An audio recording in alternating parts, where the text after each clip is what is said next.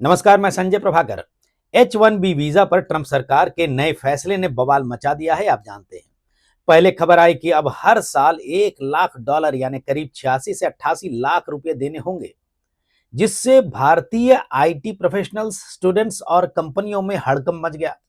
बहुत सी आईटी कंपनियों ने अपने स्टाफ से कहा कि जितनी जल्दी हो सके अमेरिका वापस लौटाओ, वरना मुश्किल हो जाएगी। लेकिन अब व्हाइट हाउस ने खुद सामने आकर पिक्चर क्लियर कर दिया है कि सच क्या है। अलग अलग अखबारों की वेबसाइट्स, न्यूज चैनलों की वेबसाइट्स और न्यूज एजेंसीज की खबरों को पढ़ने के बाद जो पॉइंट्स मुझे खासकर समझ में आई और जो खास लगी, वो मैं आपके सामने रख रहा हूं। हो सकता है कुछ एक बातें छूट भी जाए, तो आप इसकी वर्ड टू वर्ड जानकारी US citizenship and immigration services और US department of state, bureau of consular affairs की वेबसाइट के अलावा गूगल पर भी चेक कर सकते हैं। आइए बात करते हैं H1 वीजा की भारी भरकम फीस की। इससे भारत को कितना नुकसान होगा और इसके फायदे क्या होंगे? फायदे भी बताए जा रहे हैं। कैसे? इसकी भी बात होगी, तो गौर से सुनिए। देखिए, ताजा खबर यह है कि H1B वीजा के लिए $1 लाख की फीस हर साल नहीं देनी पड़ेगी, बल्कि सिर्फ एक बार देनी होगी। और यह भी सिर्फ नए H1B वीजा एप्लीकेंट्स पर लागू होगी। जिनके पास पहले से H1B वीजा है, उन्हें घबराने की कोई जरूरत नहीं है। उनका वीजा और रिन्यूअल पहले की तरह ही चलता रहेगा। यानी कि यह है कि मौजूदा वीजा होल्डर्स पर कोई नई मार नहीं पड़ेगी, ये फीस लागू नहीं होगी। ये व्हाइट हाउस ने साफ साफ कह दिया है। 19 सितंबर 2025 को व्हाइट हाउस ने एक राष्ट्रपति आदेश जारी किया। इस प्रोक्लेमेशन में कहा गया कि 21 सितंबर 2025 से अगले 12 महीने तक यानी एक साल के लिए अमेरिका में नए H1 वीजा पर एंट्री बैन रहेगी। तब तक एप्लीकेंट नहीं हो सकते, एप्लीकेशन नहीं कर सकते। और जब स्पॉन्सर कंपनी सरकार को $1 लाख का एक्स्ट्रा शुल्क देगी, तभी बात बनेगी। इसका मतलब यह हुआ कि अगले एक साल तक जो भी पहली बार H1B वीजा पर अमेरिका जाना चाहता है, उसके लिए यह रास्ता लगभग बंद है। हां, और यह भी कहा गया है कि इस बैन को आगे बढ़ाया भी जा सकता है। तो यह सिर्फ एक साल तक सीमित रहे या और लंबा चले, यह सरकार के अगले फैसले पर निर्भर करेगा, ट्रंप सरकार पर। और ऑनलाइन जो जानकारी मिल रही है उसके मुताबिक जो है, H1B वीजा की बेसिक वैलिडिटी जो है, बेसिक वैलिडिटी, पहली बार जब H1B वीजा मिलता है तो इसकी वैधता यानी वैलिडिटी 3 साल की होती है, आप जानते होंगे। इसके बाद इसे एक बार और 3 साल के लिए बढ़ाया या एक्सटेंड किया जा सकता है। हो सकता है आपको इसकी जानकारी हो। यानी नॉर्मल केस में कुल मिलाकर 6 साल तक H1B वीजा पर अमेरिका में काम किया जा सकता है। ऐसे में नया $1 लाख जो है, $1 लाख की नई फीस जो लागू की गई है, यह वन टाइम फीस है, वन टाइम। और यह सिर्फ नए आवेदन यानी कि न्यू पिटीशन, न्यू एप्लीकेंट्स के समय लगेगा। व्हाइट हाउस ने साफ कहा है कि यह रिन्यूअल या एक्सटेंशन पर लागू नहीं होगा। इसका मतलब यह है कि अगर किसी कंपनी ने आपके लिए पहली बार H1B वीजा फाइल किया है, एप्लीकेशन किया है, वो अप्रूव हुआ, तब कंपनी को ये $1 लाख यानी करीब करीब 86 से 88 लाख रुपए देने होंगे। और जब 3 साल बाद आपका H1B वीजा एक्सटेंशन होगा, आप अप्लाई करेंगे तो कुल मिलाकर 6 साल तक के लिए ये रिन्यू हो जाएगा। यानी कि टोटल मिलाकर 3 साल प्लस 3 साल। उस समय ये शुल्क दोबारा नहीं लगेगा जब आप रिन्यूअल करने जाएंगे। हाँ, रिन्यूअल की जो नॉर्मल सरकारी फीस जो लगती है वो लगेगी, लेकिन ये नई जो फीस है $1 लाख, इसका बोझ नहीं होगा। तो पहली बार की एंट्री के लिए है ये $1 लाख। अब गौर करने वाली बात यह भी है कि अगर आप इस 6 साल की अवधि के बीच में कंपनी बदलते हैं और नई कंपनी आपके लिए नया H1B वीजा का पिटीशन फाइल करती है, तो सवाल यह उठ सकता है कि क्या फिर से $1 लाख देना होगा। फिलहाल व्हाइट हाउस के बयान के हिसाब से यह सिर्फ इनिशियल एंट्री पिटीशंस पर लागू है। यानी जो एम्प्लॉयर है, एम्प्लॉयर बदलने पर ट्रांसफर के समय यह शुल्क शायद नहीं मांगा जाएगा। यानी कुल मिलाकर कहा जाए तो $1 लाख की फीस सिर्फ पहली बार H1B वीजा एप्लीकेशन पर लगेगा। और 3 साल के बाद जब रिन्यूअल करेंगे, यानी कि जब आप टोटल मिलाकर 6 साल की वैलिडिटी हो जाएगी आपकी, तो इस एक्सटेंशन पर भी ये दोबारा फीस नहीं लगेगी। लेकिन जो रेगुलर फीस सरकारी लगती है वो लगेगी एप्लीकेशन रिन्यूअल के लिए, जो लगती है थोड़ी मोड़ी। यानी 6 साल के बाद अगर ग्रीन कार्ड या दूसरी कैटेगरी में जाते हैं तो भी ये फीस नहीं लगेगी। ये तस्वीर सामने आ रही है। तो अब आइए जानते हैं इसका असर भारतीयों पर सबसे ज्यादा क्यों पड़ेगा। क्योंकि देखिए H1B वीजा में 70% से ज्यादा हिस्सेदारी भारतीयों की है, इंडियंस की है। हर साल लाखों भारतीय इंजीनियर, आईटी एक्सपर्ट्स और स्टूडेंट्स इस वीजा पर अमेरिका जाते हैं। उनके सपनों को यह नया नियम सीधे सीधे असर डाल सकता है, प्रभावित करेगा। सोचिए, पहले ही H1B वीजा पर basic filing fees, entry fraud fees, asylum program fees और प्रीमियम प्रोसेसिंग जैसी लागतें थी, ये पैसे लगते थे। अब उन सब के ऊपर $1 लाख यानी करीब 88 लाख रुपए का नया बोझ डाल दिया गया है।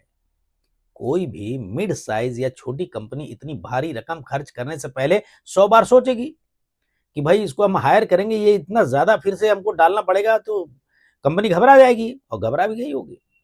अब जरा ये भी जानना जरूरी है कि किस पर असर होगा और किस पर नहीं होगा। देखिए, जिनके पास पहले से H1B वीजा है और वे अमेरिका के भीतर हैं, रह रहे हैं, उन्हें घबराने की कोई जरूरत नहीं है। उनका रिन्यूअल पहले की तरह होता रहेगा।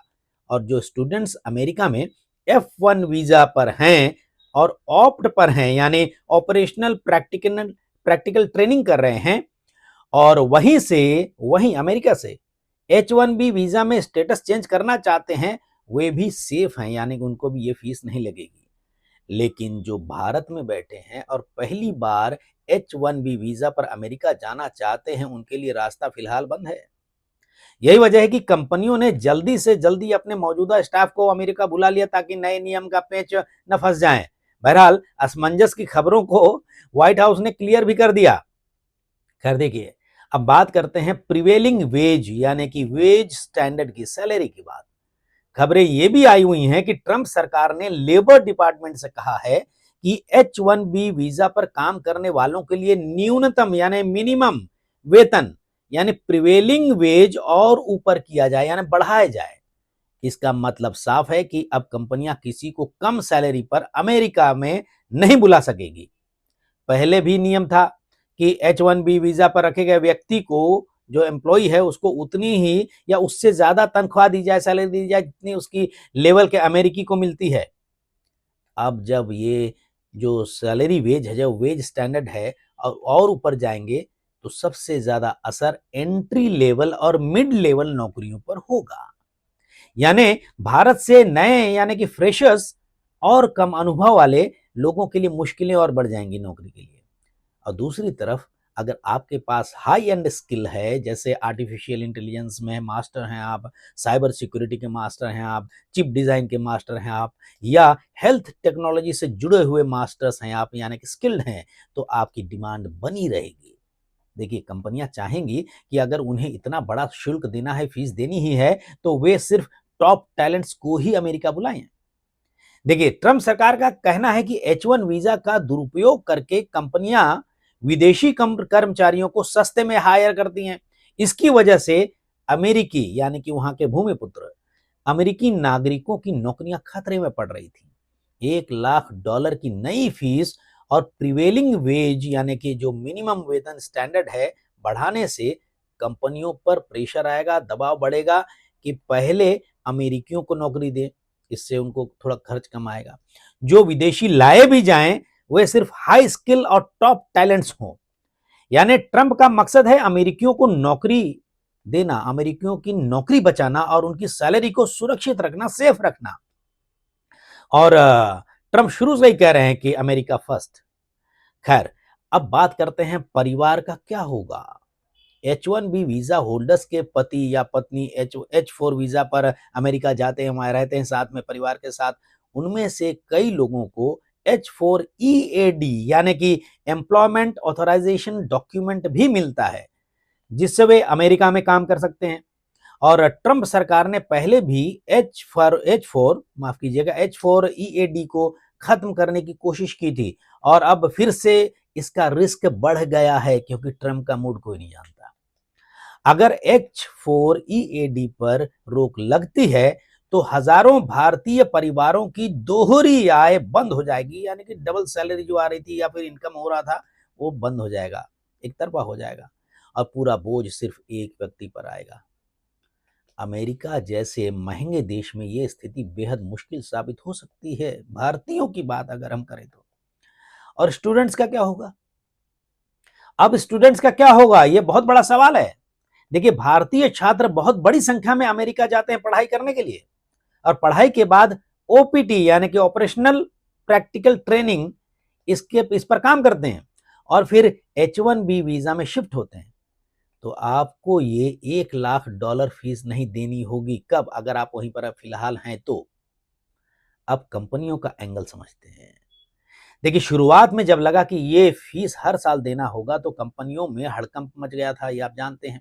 लगा कि आउटसोर्सिंग मॉडल ही खत्म हो जाएगा। लेकिन अब जब व्हाइट हाउस ने साफ कर दिया है कि यह सिर्फ एक बार की फीस है तो थोड़ी राहत जरूर मिली है। फिर भी $1 लाख कोई छोटा मोटा अमाउंट नहीं है जो पहले 1 से 6 लाख रुपया लगता था। तो खासकर उन कंपनियों के लिए जो भारत से बड़ी संख्या में इंजीनियरों को अमेरिका भेजती थी, उस पर बहुत ज्यादा असर पड़ेगा। अब वे शायद ही इतनी बड़ी रकम हर नए एम्प्लॉय पर खर्च कर पाएंगे। जो बहुत स्किल्ड हैं उनके लिए शायद रास्ता खुले। तो नतीजा यह होगा कि कंपनियां जो है अमेरिका भेजने की बजाय इंडिया में ही काम बढ़ाएंगी और रिमोट वर्क और ऑफशोर डिलीवरी मॉडल और तेज करेंगे, यानी कि अपने अपने एरिया में रहकर काम करो भाई। इसका मतलब भारत में हाई एंड टेक्नोलॉजी जॉब्स बढ़ सकती है। देखिए इसका पॉजिटिव असर क्या हो सकता है।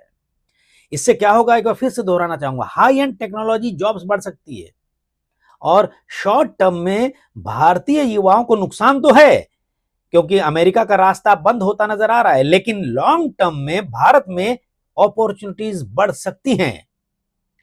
अब राजनीति और कूटनीति का एंगल देखिए। भारत सरकार और इंडियन इंडस्ट्रीज इस फैसले का विरोध कर रही है, ट्रंप के इस फैसले का, क्योंकि H1B वीजा पर सबसे ज्यादा असर भारत का ही होता है, भारत पर हो रहा है।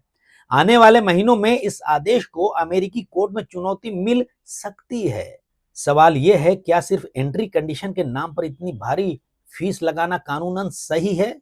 इस बात को लेकर अमेरिकी अदालत में चुनौती दी जा सकती है। अमेरिका के भीतर भी कई बड़ी टेक कंपनियां हैं, इस फैसले से नाराज हैं, खुश नहीं है, क्योंकि उन्हें भारतीय टैलेंट्स की जरूरत है। सिलिकॉन वैली से लेकर हेल्थ सेक्टर तक हर जगह भारतीय प्रोफेशनल अहम भूमिका निभा रहे हैं।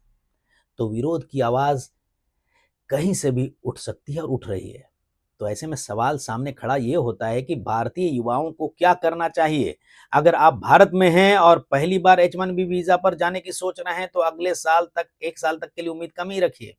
अगर आप अमेरिका में हैं और ओपीटी यानी कि ऑपरेशनल प्रैक्टिकल ट्रेनिंग पर हैं तो स्टेटस चेंज पर फोकस कीजिए और अनावश्यक ट्रैवल से बचिए। और अगर आप H14EAD यानी एम्प्लॉयमेंट ऑथराइजेशन डॉक्यूमेंट पर हैं तो रिन्यूअल से पहले आप जो है ये चेक कर लीजिए और पहले से करा लीजिए रिन्यूअल की प्रोसेसेस और परिवार के लिए फाइनेंशियल बैकअप रखिए। अगर आप कंपनी चला रहे हैं अमेरिका में तो अब सिर्फ हाई स्किल और हाई पेड कर्मचारियों पर निवेश करिए और बाकी काम इंडिया में बढ़ाइए। और देखिए, मेरे इस एनालिसिस में हो सकता है कुछ बातें छूट गई हों या आपको क्लियर ना हुई हों। ऐसे में बेस्ट यही होगा, मेरा सजेशन है, सुझाव है कि फॉरेन अफेयर्स से जुड़े कंसल्टेंट्स हैं बहुत सारे जो ऑथराइज्ड हैं, वे आपको बेहतर जानकारी के साथ बेहतर सलाह दे सकते हैं।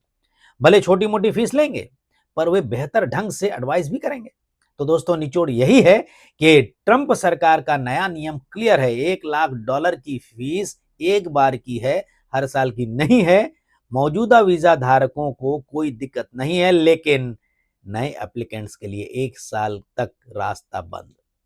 यह फैसला शॉर्ट टर्म में नुकसान तो देगा, लेकिन लॉन्ग टर्म में भारत के लिए अवसर भी खोल सकता है। अब देखना होगा कि आने वाले महीनों में अमेरिकी कोर्ट और वहां की राजनीति में यह फैसला कितना देर टिकता है और भारत सरकार अमेरिका पर कितना दबाव बना पाती है। इस मामले का भारत की राजनीति पर क्या असर होगा, यहाँ क्या हलचल होगी ये भी देखने वाली बात होगी, क्योंकि पहले ही मोदी सरकार पर विपक्ष हमलावर है इस मामले को लेकर, और प्रधानमंत्री नरेंद्र मोदी को विपक्ष के सबसे बड़े नेता कमजोर प्रधानमंत्री बोल चुके हैं। नमस्कार।